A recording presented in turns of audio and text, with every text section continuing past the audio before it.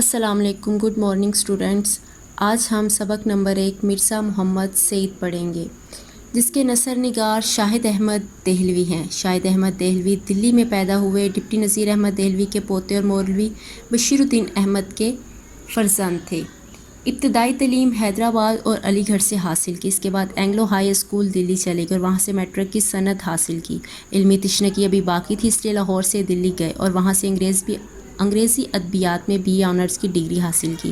لکھنے پڑھنے کا شوق بچپن ہی سے تھا. ان کے والد محترم بشیر الدین احمد اپنے زمانے کے جانے پہچانے مصنف اور مورخ تھے. آپ کے دادا کو اردو کا پہلا ناول نگار ہونے کا شرف حاصل ہے. یعنی شاہد احمد دہلوی ڈپٹی نذیر احمد کے پوتے تھے. گھر کا ماحول ہی ایسا تھا کہ شاہد احمد دہلوی کو لکھنے پڑھنے کی طرف راغب کیا. انہوں نے عملی زندگی میں قدم رکھنے کے بعد 24 سال کی عمر میں یعنی جنوری 1930 میں ایک ماہنامہ رسالہ جاری کیا جس کا نام ساقی تھا. اس رسالے کے اجراء کے 6 سال بعد یعنی 1936 میں انجمن ترقی پسند مصنفین دلی کے سیکرٹری منتخب ہوئے. آپ شخصیت نگار ہونے کے ساتھ ساتھ بلند پایہ موسیقار بھی تھے. انہوں نے کئی بہترین دھنیں تیار کی. جب 1947 میں ہندوستان کی تقسیم ہوئی تو آپ دلی سے ہجرت کر کے کراچی آ گئے. پاکستان آ کر انہوں نے 1948 میں ریڈیو پاکستان میں ملازمت اختیار کر لی اور کراچی ہی سے اپنے رسالے ساقی کا دوبارہ اجرا کیا. یہ رسالہ ان کی وفات تک شائع ہوتا رہا. شاہد احمد دہلوی کی ادبی خدمات کو پیش نظر رکھتے ہوئے حکومت پاکستان نے افتخار ادب کا ایوارڈ دیا. شاہد احمد دہلوی نے 27 مئی 1967 کو 61 برس کی عمر میں وفات پائی. انہیں کراچی میں ہی دفن کیا گیا. ان کا سبق نمبر 1 ہم پڑھیں گے مرزا محمد سعید.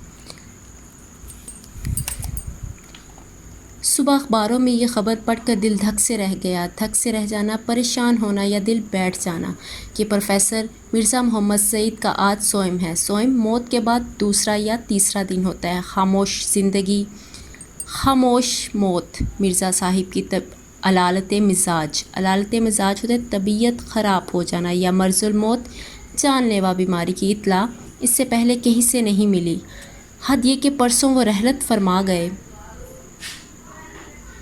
اور ان کے سینکڑوں دوستوں اور قدردانوں کو اس سانحہ ارتحال کی خبر تک نہ ہوئی. سانحہ ارتحال، قدردانوں، چاہنے والوں اور سانحہ ارتحال، موت کا حادثہ. افسوس اتنا بڑا صاحب کمال ہم میں سے اٹھ جائے، صاحب کمال خوبیاں رکھنے والا اٹھ جائے، دنیا سے رخصت فرما جائے اور اس کی سناونی ہم تک نہ پہنچے. سناونی خبر، کتنے بے خبر ہیں. بے خبر، پتہ نہ ہونا. ہم لوگ زندہ قوموں کا یہ شعار نہیں ہوتا. شعار طریقہ کار کہ اپنے اہل کمال سے غافل ہو جائیں. ایسی غفلت مجرمانہ ہوتی ہے. مجرمانہ قابل جرم یا قابل سزا. شاید یہ ہماری غفلت ہی کی سزا ہے کہ مرزا صاحب کو یوں ایک ہم سے چھین لیا گیا، اچانک سے. عالم کی موت عالم کی موت ہوتی ہے. عالم، علم رکھنے والا، عالم دنیا. ابھی ہم کو اس کا اندازہ نہیں ہو سکتا کہ مرزا صاحب کے رخصت ہو جانے سے ہمارا کتنا بڑا نقصان ہو گیا ہے. اب ان کی عدم موجودگی، غیر حاضری اور رہ کر بار بار ہمیں ان کی یاد دلائے گی اور وقت کے ساتھ ان کی جدائی کا گھاؤ زخم بڑھتا چلا جائے گا. مرزا صاحب بہت ہی خاموش کام کرنے والوں میں سے تھے. یعنی اتنے خاموش کہ خود ان کے زمانے کے اکثر لوگ بھی ان کی علمی اور ادبی کارناموں سے واقف آشنا یا جاننا نہیں ہوئے. دراصل خود مرزا صاحب شہرت سے گھبراتے اور پبلک پلیٹ فارم عام لوگوں کے درمیان بات چیت کرنے والی جگہ آنا پسند نہیں کرتے تھے. کام کرتے تھے. ستائش، تعریف کی تمنا، خواہش اور صلے کی پرواہ، صلہ انعام سے بے نیاز بالا تر ہو کر کام کرتے تھے. اپنی تسکین کے لیے، اپنی دلی خوشی کے لیے کام کرتے تھے، اس لیے کہ انہیں کام کرنا ہوتا تھا. فرمائشی کام انہوں نے ساری عمر نہیں کیے. فرمائشی کام، کسی کے کہنے پر کام کرنا. انہوں نے اب سے 55 سال پہلے سر عبدالقادر کے رسالہ محزن میں مضامین لکھے، مگر شیخ صاحب کی فرمائش پر نہیں، بلکہ جب خود ان کا دل مطلب دل لکھنے کو چاہا. مرزا صاحب کسی کو خوش کرنے کے لیے نہیں لکھتے تھے.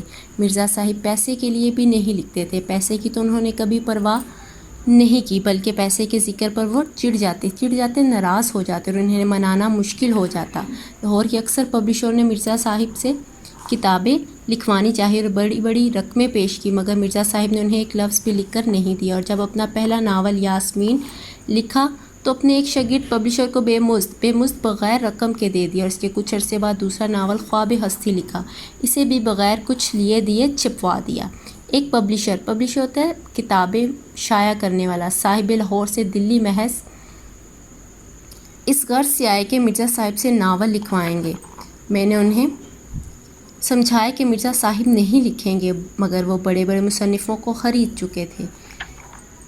نہ مانے، بولے ہمیں انہیں ایک ناول کا 1000 روپیہ دیں گے تو وہ کیوں نہیں لکھیں گے۔ یہ وہ زمانہ تھا کہ 200-250 روپے میں اچھا خاصا ناول پبلشر کو مل جاتا تھا۔ چنانچہ مجھے اپنے ساتھ لے کر مرزا صاحب کی خدمت میں حاضر ہوئے۔ میں نے تعارف کرایا، مرزا صاحب کا ماتھا ٹھنکا، اچانک پریشانی اور کسی کے بات میں کوئی شک و شبہ ہونا۔ پبلشر صاحب نے چھوٹتے ہی ناول لکھنے کی فرمائش کی، چھوٹتے ہی بغیر کسی تفصیل کے۔ مرزا صاحب بڑے ٹھنڈے مزاج کے آدمی تھے، بولے آپ میرے ناول کے 5000 روپے دے دیں، 10,000 دے دیں، مجھے یہ منظور نہیں کہ جو کام کر رہا ہوں اسے چھوڑ کر آپ کے لیے ناول لکھوں۔ 5-10 ہزار کی بات سن کر پبلشر صاحب کی سٹی گم ہو گئی اور 2-4 منٹ پہلو بدل کر رخصت چاہی۔ پہلو بدلنا بے چین ہونا۔ مرزا صاحب اسی زمانے میں اپنی معرکۃ الآراء کتاب مذہب اور باطنیت لکھ رہے تھے، جسے مکمل ہونے کے بعد ان کے دوست پروفیسر تاجور نجیب آبادی ان سے لے گئے اور لاہور سے وہ کتاب شائع ہوئی۔ مرزا صاحب کا صرف یہی ایک علمی کارنامہ ہے، مگر ایسا کارنامہ کہ اردو کی اگر 100 عمدہ کتابیں چھانٹی جائے تو ان میں سے ایک مذہب اور باطنیت کو ضرور شریک کرنا پڑے گا۔ مرزا صاحب دلی کے شرفا کے ایک متمول مالدار خاندان کے چشم و چراغ تھے۔ چشم و چراغ بیٹا تراہ بیرم خان، تراہ ہوتا ہے جس کے 3 راستے نکلتے ہوں، سے آگے بڑھ کر ایک راستہ سیدھے ہاتھ کو مڑ جاتا ہے، اسی کے نکڑ پر مرزا صاحب کا آبائی مکان تھا۔ اسی علاقے میں سر سید احمد خان کا قدیم مکان بھی تھا۔ سر سید سے بھی مرزا صاحب کی عزیز داری تھی اور منشی ذکاء اللہ سے بھی ان کی قرابت داری تھی۔ قرابت دوستانہ تھا، قرابت داری ہو گئی تھی۔ 50-60 سال پہلے دلی کے مسلمان شرفا میں انگریزی تعلیم کو اچھی نظروں سے نہیں دیکھا جاتا تھا، مگر سر سید نے مسلمانوں کے اس غلط نظریے کی بہت کچھ اصلاح کر دی تھی۔ اصلاح درست تھی۔ اس زمانے میں دلی کے 2 نوجوانوں نے اعلیٰ تعلیم حاصل کر کے علمی حلقوں میں نمود حاصل کی، نمایاں حیثیت۔ ایک پروفیسر مشتاق احمد زاہدی تھے اور دوسرے پروفیسر مرزا محمد سے۔ مرزا صاحب نے اس صدی کے آغاز میں لاہور کے گورنمنٹ کالج میں تعلیم حاصل کی۔ ان کے استادوں میں علامہ اقبال بھی تھے، جن سے ان کے مخلصانہ تعلقات بغیر کسی مطلب کے آخر دم تک قائم رہے۔ انگریزی ادبیات میں ایم اے کی سند لینے کے بعد مرزا صاحب نے 1906 تا 7 میں 2 سال علی گڑھ میں پڑھایا اور اس کے بعد گورنمنٹ کالج میں ہی انگریزی کے پروفیسر ہو گئے۔ پنجاب کے بیشتر بہت سے اعلیٰ عہدیدار مرزا صاحب کے شاگرد تھے۔ پطرس اور تاج نے بھی مرزا صاحب سے اکتساب علم حاصل کیا۔ بعد میں پطرس خود انگریزی کے پروفیسر ہو گئے، مگر اپنی غیر معمولی قابلیت و ذہانت کے باوجود مرزا صاحب کی علمیت تعلیمی قابلیت کے آگے اپنے آپ کو ہیچ حقیر سمجھتے تھے۔ میں نے بارہا پطرس کو مرزا صاحب کی خدمت میں حاضر ہوتے دیکھا ہے۔ پطرس کو میں نے کسی اور کا اتنا ادب و احترام کرتے نہیں دیکھا، یہاں تک کہ وائسرائے ہند کا بھی۔ پطرس کے سلسلے میں ایک دلچسپ واقعات یاد آ گئے۔ پطرس آل انڈیا ریڈیو کے ڈائریکٹر جنرل ہو گئے تھے، مگر پرانے دوستوں سے رسم و راہ تعلقات میں ذرا بھی فرق نہ آنے پایا تھا۔ مرزا صاحب کو انہوں نے کسی نہ کسی طرح آمادہ کر لیا تھا کہ ریڈیو سے کبھی کبھی تقریر نشر کیا کریں گے۔ نشر کرنا، شائع کرنا، اپنی آواز دوسروں تک پہنچانا۔ 2-1 تقریروں کے بعد مرزا صاحب نے کانٹریکٹ واپس کرنے شروع کر دیے۔ شدہ بات ہوتے یا بات پھیلتے پطرس تک پہنچی۔ حاضر ہو کر وجہ دریافت کی۔ مرزا صاحب نے فرمایا تمہیں اصلاح دینے کے بعد مجھے یہ منظور نہیں کہ تمہارے شاگرد مجھے اصلاح دیں۔ پطرس نے بڑی معذرت کی، مگر مرزا صاحب آئندہ نشر کرنے کے لیے آمادہ نہیں ہوئے۔ آئندہ آنے والے وقت میں اگلے دن دفتر میں قیامت آ گئی۔ پورے اسٹاف کو جمع کر کے انہوں نے براڈ کاسٹنگ کے حسن اخلاق پر ایک طویل لیکچر دیا، طویل لمبا لیکچر تقریر کی۔ بات تو کھل گئی تھی، واضح ہو گئی تھی۔ اسٹیشن ڈائریکٹر نے تقریروں کے انچارج کو بلا کر کہا، اگر اپنی خیریت چاہتے تو مرزا صاحب کو منا کر لاؤ۔ اس کو معلوم نہیں تھا کہ مرزا صاحب پطرس کے استاد ہیں۔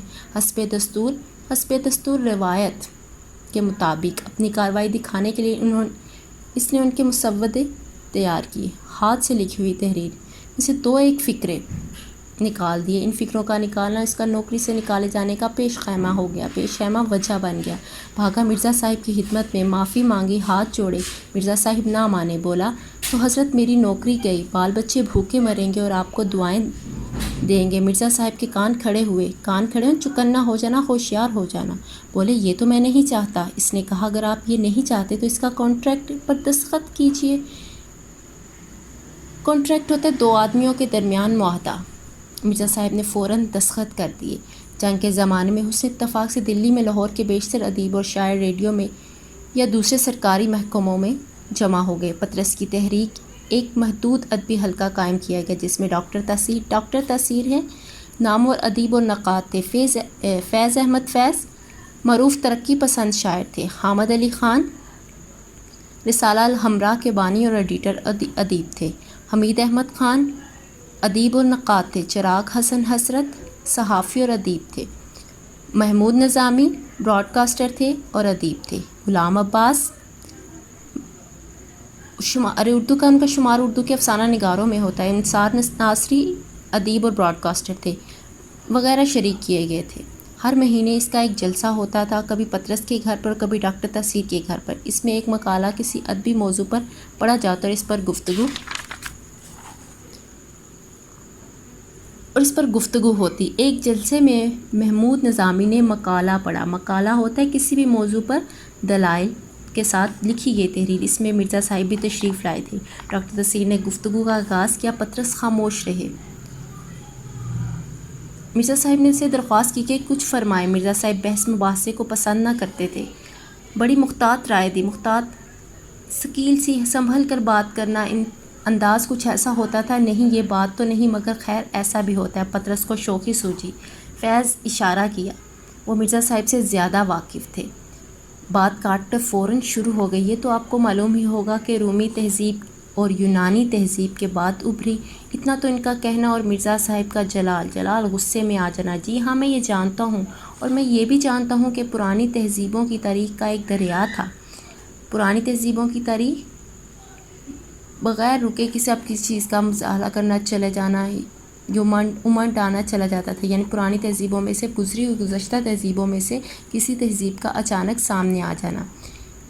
اس دن مجھے بھی اندازہ ہوا کہ مرزا صاحب کے سینے میں کتنی دولت بھری پڑی ہے۔ فیض پشیمانی سے بار بار مرزا صاحب کی طرف دیکھتے تھے۔ پطرس دل ہی دل میں ہنس رہے تھے کہ دیکھا ہے اسے کہتے ہیں علم کا سمندر، ہم سب دم بخود رہ گئے، دم بہت، سانس رک جانا، ساکت بغیر ہلے بیٹھے مرزا صاحب کو آنکھیں پھاڑے دیکھ رہے تھے۔ آنکھیں پھاڑے دیکھنا، حیرت سے دیکھنا۔ پطرس نے مرزا صاحب کے جلال کو ختم کرنے کے لیے فوراً چائے کا سامان رکھوانا شروع کر دیا، اور دا کر کے مرزا صاحب کا جلال رفع ہو گیا، ختم ہو گیا غصہ ان کا۔ مرزا صاحب گھنٹوں مطالعہ کرتے تھے۔ ان کے کتب خانے میں ہر علم کی کتاب موجود تھی۔ ملازمت، درس و تدریس نہ تھی، اس لیے انہیں نئی نئی کتابیں پڑھتے رہتے تھے۔ فرماتے تھے اگر میں اتنا مطالعہ نہ کروں تو ان انگریزوں پروفیسروں کے آگے کیسے ٹھہر سکتا ہوں۔ پینشن لینے کے بعد ان کا واحد مشغلہ مطالعہ کتب ہی رہا، مطالعہ کتب، کتابیں پڑھنا۔ ان کا یہ شغل اب تک جاری تھا۔ پینشن کا بڑا حصہ کتابیں خریدنے میں صرف کر دیتے تھے۔ آج اتنی کتاب کی پڑھائی کافی ہے، اور اس کے اگلا حصہ ہم اگلی ویڈیو میں پڑھیں گے۔